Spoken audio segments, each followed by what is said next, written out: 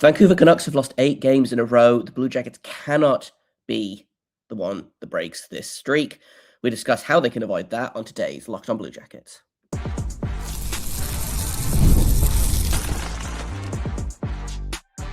You're Locked On Blue Jackets, your daily podcast on the Columbus Blue Jackets, part of the Locked On Podcast Network, your team every day.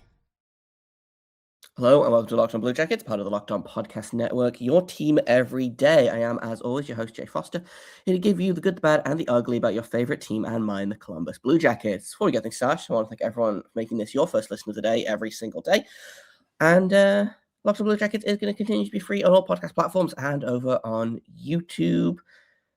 Let's talk about the Vancouver Canucks. That's the plan today. We're not going to get a full episode, just a little bonus one, because I feel like I am dying. But I want to give you guys just a little breakdown, and some of you to put your game day predictions as well. So we'll just do a little discussion on how the Canucks are doing and how the Blue Jackets can beat them. The Blue Jackets have already lost to the Canucks once this season in an extremely frustrating game that was part of the that Western Canada trip that went pretty poorly. This was, I think, the last kind of straw for Dean Everson with Elvis Merzlikins, because this, for me, was kind of the last meaningful start that he made. He's starting again tonight, so hopefully they can fix that. But this was a game where the Blue Jackets didn't blow the lead. Technically, it was 3-2 with 10 minutes left, and then they allowed the game-winning goal with like 5 minutes left. Just Brock Besser with what I thought was a pretty pedestrian shot. And unfortunately, it goes in. Not one of the collapses, TM, but definitely not an ideal game, especially against someone like the Canucks, who were one of the weaker teams in the league and continue to be one of the weaker teams in the league. They are 16, 25, and 5 right now, and I believe actually they might be 32nd in the standings. I'm just going to double check that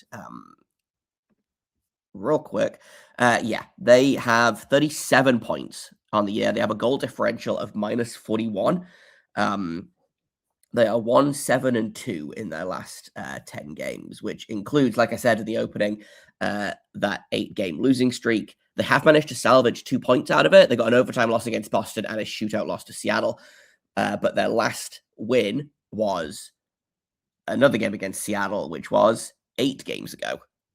So not great. And that was a shootout win as well. They haven't won a game in regulation in a million years. I don't know how long it's actually been. But like it's been too long, right? The Blue Jackets need to take advantage of this. They did it against the Flames. They looked good, and more importantly, they got a regulation win against a team below them in the standings. And there's not many teams that are below the Blue Jackets in the standings right now, so that's kind of key, right? Then you do again tonight. The Canucks have not won a game in regulation since. Well, they haven't done it in 2026 yet, so that bodes not great for them. Their last regulation win was December 19th. They had a 4-game winning streak against the Devils, the Rangers, the Islanders, and the Bruins, which is super helpful for us in like a genuine way. But their last regulation win was December 19th, a 4-1 win against the New York Islanders. So like it's been a minute. They have won games since then, but man, that's a long streak. Like as brutal as the Blue Jackets have been this season, they haven't done that, right? So let's talk about what's happening coming in. The Canucks are starved for goals, and also starved for defense, and also starved for goaltending. And their leading scorer right now is Elias Pettersson, who they are leaning on pretty heavily because obviously Quinn Hughes is gone. Kiefer Sherwood is out of the lineup right now. Brock Besser is also on a kind of a downswing right now. So they need Elias Pettersson to show up. 28 points in 38 games is is not great, right? Second place, Philip Hronek with 27, but like obviously you can really tell how much heavy lifting Quinn Hughes was doing on this team, right? Like it's very much it's the Werenski thing, right? Except I think Quinn Hughes was doing it even more for the Canucks. I think Quinn Hughes was even more important to the Canucks than Zach Werenski is for the Blue Jackets, which is really, really saying something, right? Like that's kind of crazy when you look at the fact that Zach Werenski has 50 points and no one else on the Blue Jackets has more than 40. Quinn Hughes was doing more than that for the Canucks, which feels kind of insane, right? So they're not getting scoring. They're not really getting defense. They're 31st in the league in goals against per game. They're goaltenders right now. Kevin Lankinen has an 8.87 save percentage. Thatcher Demko has an 8.97. I believe Demko is injured at the minute and is likely to be out for a while. So my guess is the Blue Jackets are going to see Kevin Lankinen tonight, who has, in fairness, been pretty good against the Blue Jackets in the future. There's a chance they might go insane and start, is it Nikita Tolopilo, I believe is their backup? Yeah. There's a chance that might happen there, which will be, I'm sure, fun and exciting and will not result in, for example, the Blue Jackets making a young backup goalie look like a Vezina candidate. Now, the Colorado Avalanche and Vancouver Canucks are very different teams, but I feel like the Blue Jackets love to make a team look great. The Vancouver Canucks are also, in terms of like defense and whatnot, they are 7th in the league, or I believe tied for 6th in the league in terms of worst at shots. The only teams that allow more shots a game than them are the Leafs, the Sharks, the Blue Jackets, the Blackhawks, and the Bruins. And then they're tied with Minnesota as well. And they're not getting the goaltending to back it up. Like I said, Demko, when he's fully healthy, is a great goalie. He hasn't been that for them. Kevin Lankinen was really good for them last season and seems to have turned into a little bit of a pumpkin again this season,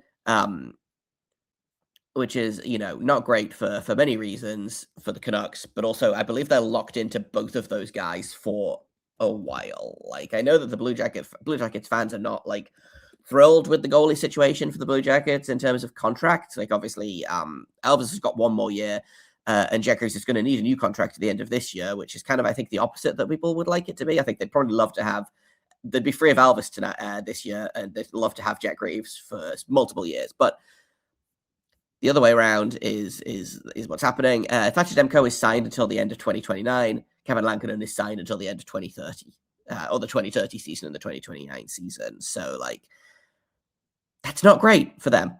The goaltending needs to bounce back for the Canucks, and I don't know that it's going to. So we'll see what happens there. My guess is that it's going to be Lankinen tonight. I'm just going to see if that's been confirmed by anyone. Hasn't been confirmed. Likely starter is Kevin Lankinen. So I believe he played in that game that the Blue Jackets lost back in was it early November, I think.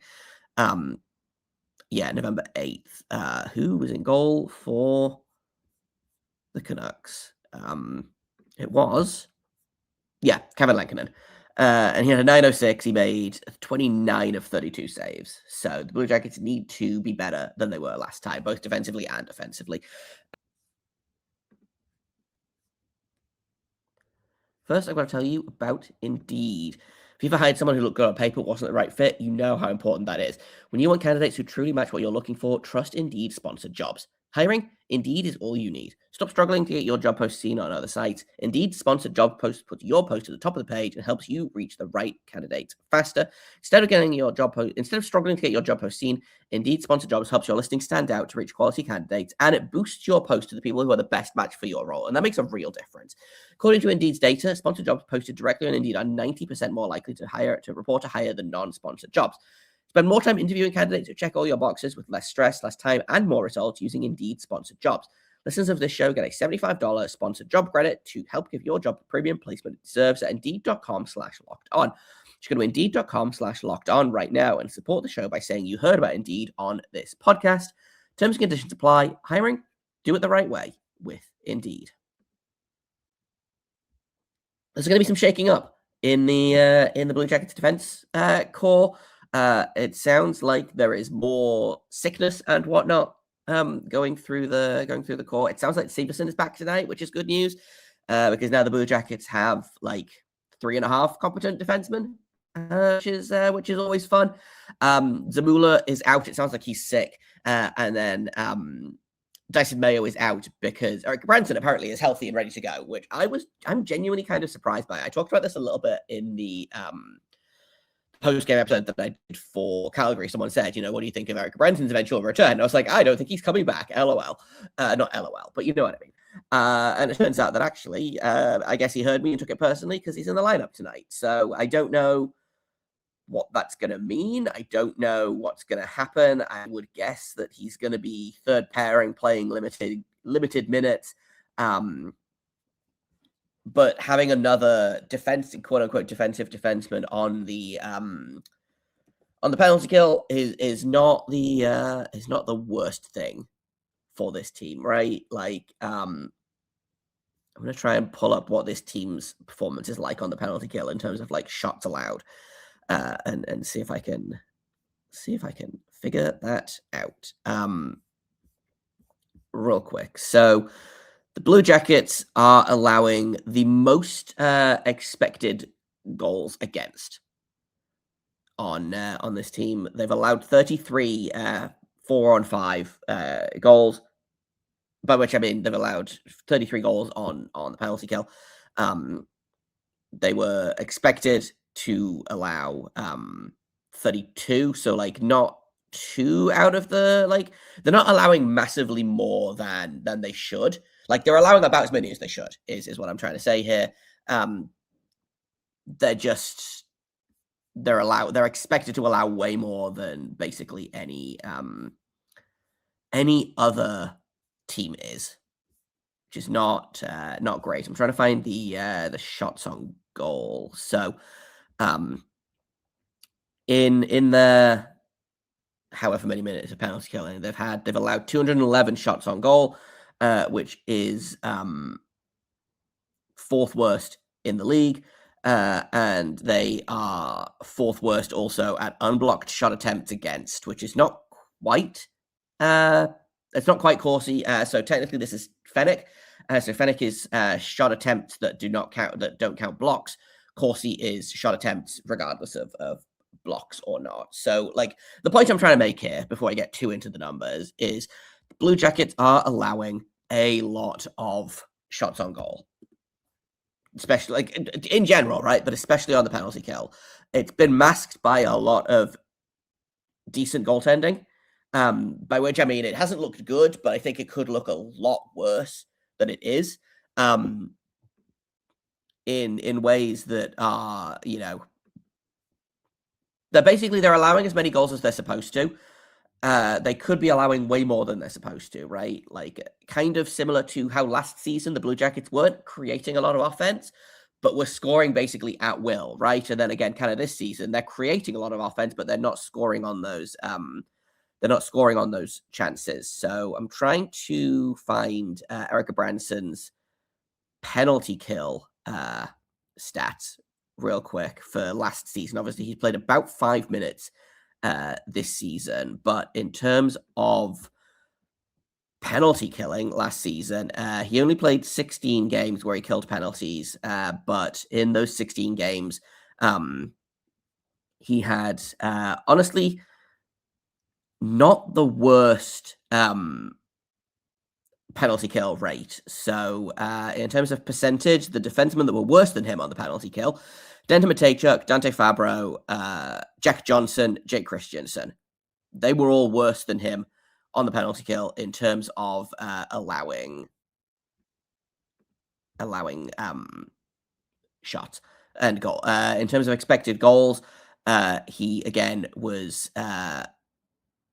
better than many defensemen, not many defensemen, but in terms of expected goals on the penalty kill, Provorov, who in fairness played almost twice as many minutes as anyone else on this team, but then Werenski, Fabro, Severson, Johnson all played more minutes than him on the penalty kill and also allowed more goals. So Erica Branson may or may not help the penalty kill is what I'm saying here. I hope he does help it, because if nothing else, I do kind of feel like part of the problem with the penalty kill, and this might be recency bias on my part, is that they don't really have anyone just kind of hanging around the net to be big and annoying and shove the other players, right? Like, that's not really what anyone has been doing on the penalty kill recently. So maybe having Erica Branson to do that will help. I don't know. The other important note is Elvis Merzlikins is playing tonight, and I've seen some trepidation about this, and I'm not like unworried about it myself, right? Like, Elvis has not been great. Basically, again, since the last time these two teams played, Elvis has not been great. Looking at his games since playing that Vancouver game. Well, first of all, he's only played 8 games since then, and that was November 8th. So in like 2 months, he's played 8 games, which is not ideal, and it's probably contributing to all of this backslide in his numbers. But since then, in those 8 games, he's got 1 game that is above a 900 save percentage. He's got 2 wins and an overtime loss in there. Then he's got 4 regulation losses, and also that one memorable game against Ottawa where he allowed 3 goals on 5 shots and was pulled 15 minutes into the game. So he doesn't have the greatest track record. However, when you go back and you look at when they were alternating the goalies, and I'm not saying they need to go back to alternating the goalies exactly, because I do think that Jet Graves has been good enough that he is the starter and you put him in, not every game, as Dean Everson had started doing, like, I don't want to see him playing both halves of a back-to-back, but if you can get Elvis playing with enough regularity to get those numbers up, that's good news, because it means that you're not, like, I think that the previous coaching staff reached the point where, like,